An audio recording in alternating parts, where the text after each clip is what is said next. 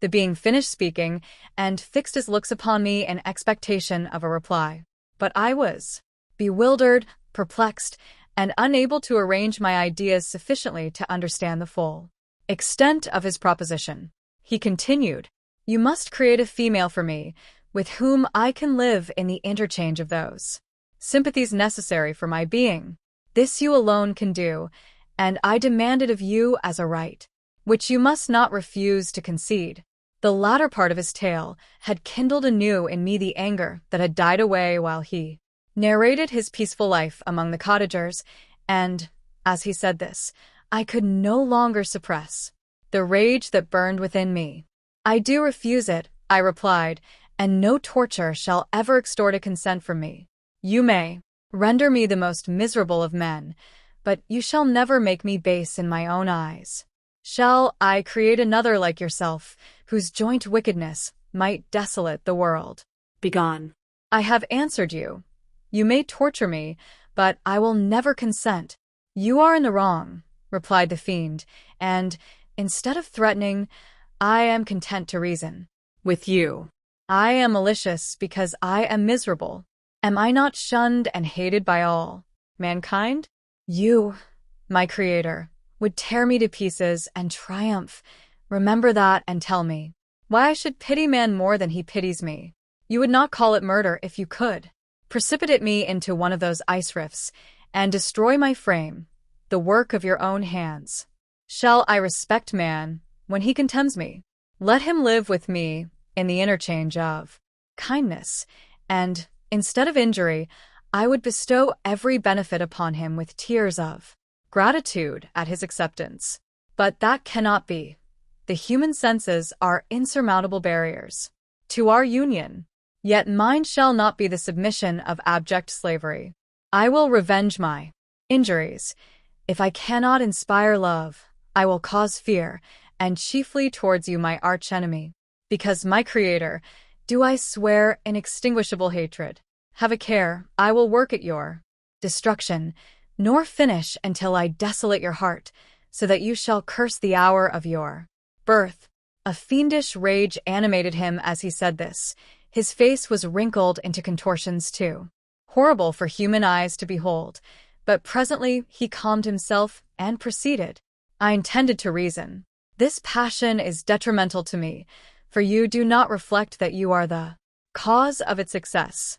If any being felt emotions of benevolence towards me, I should return them 100 and 100-fold. For that one creature's sake, I would make peace with the whole kind. But I now indulge in dreams of bliss that cannot be realized. What I ask of you is reasonable and moderate. I demand a creature of another sex, but as hideous as myself.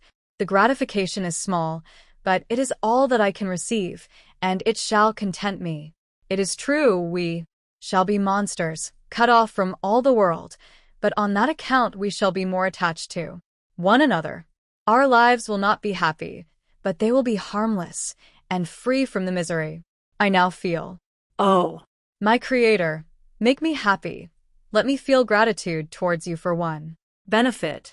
Let me see that I excite the sympathy of some existing thing. Do not deny me my request." I was moved. I shuddered when I thought of the possible consequences of my consent, but I felt that there was some justice in his argument. His tale, and the feelings he now expressed, proved him to be a creature of fine sensations, and did I not, as his maker, owe him all the 83 portion of happiness that it was in my power to bestow? He saw my change of feeling and continued, "If you consent, neither you nor any other human being shall ever see us again. I will go to the vast wilds of South America. My food is not that of man. I do not destroy the lamb and the kid to glut my appetite. Acorns and berries afford me sufficient nourishment. My companion will be of the same nature as myself, and will be content with the same fare. We shall make our bed of dried leaves. The sun will shine on us as on man, and will ripen our food. The picture I present to you is peaceful and human, and you must feel that you could deny it only in the wantonness of power and cruelty. Pitiless as you have been towards me, I now see compassion in your eyes. Let me seize the favorable moment and persuade you to promise what I so ardently desire. You propose, replied I, to fly from the habitations of man, to dwell in those wilds where the beasts of the field will be your only companions. How can you, who long for the love and sympathy of man, persevere in this exile? You will return and again seek their kindness, and you will meet with their detestation. Your evil passions will be renewed, and you will then have a companion to aid you in the task of destruction. This may not be. Cease to argue the point, for I cannot consent. How inconstant are your feelings? But a moment ago you were moved by my representations, and why do you again harden yourself to my complaints? I swear to you by the earth which I inhabit, and by you that made me, that, with the companion you bestow, I will quit the neighborhood of man, and dwell as it may chance, in the most savage of places. My evil passions will have fled, for I shall meet with sympathy. My life will flow quietly away, and, in my dying moments, I shall not curse my Maker. His words had a strange effect upon me. I compassionated him, and sometimes felt a wish to console him. But when I looked upon him, when I saw the filthy mass that moved and talked, my heart sickened, and my feelings were altered to those of horror and hatred. I tried to stifle these sensations. I thought that as I could not sympathize with him, I had no right to withhold from him the small portion of happiness which was yet in my power to bestow. You swear, I said, to be harmless, but have you not already shown a degree of malice that should reasonably make me distrust you? May not even this be a feint that will increase your triumph by affording a wider scope for your revenge? How is this? I must not be trifled with, and I demand an answer. If I have no ties and no affections, hatred and vice must be my portion. The love of another will destroy the cause of my crimes, and I shall become a thing of whose existence every one will be ignorant. My vices are the children of a forced solitude that I abhor, and my virtues will necessarily arise. When I live in communion with an equal, I shall feel the affections of a sensitive being, and become linked to the chain of existence and events from which I am now excluded. I paused some time to reflect on all he had related and the various arguments which he had employed. I thought of the promise of virtues which he had displayed on the opening of his existence, and the subsequent blight of all kindly feeling by the loathing and scorn which his protectors had manifested towards him. His power and threats were not omitted in my calculations.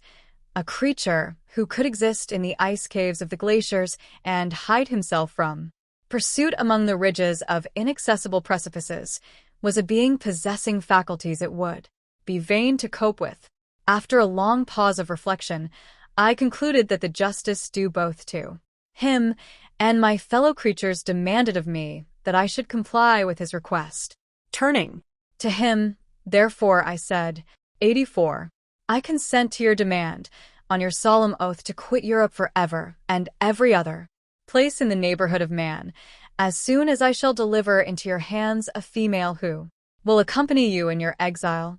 I swear, he cried, by the sun, and by the blue sky of heaven, and by the fire of love that burns my heart, that if you grant my prayer, while they exist you shall never behold me again. Depart to your home, and commence your labors. I shall watch their progress with unutterable anxiety, and fear not but that when you are ready I shall appear. Saying this, he suddenly quitted me, fearful, perhaps, of any change in my sentiments. I saw him descend the mountain with greater speed than the flight of an eagle, and quickly lost among the undulations of the sea of ice. His tail had occupied the whole day, and the sun was upon the verge of the horizon when he departed.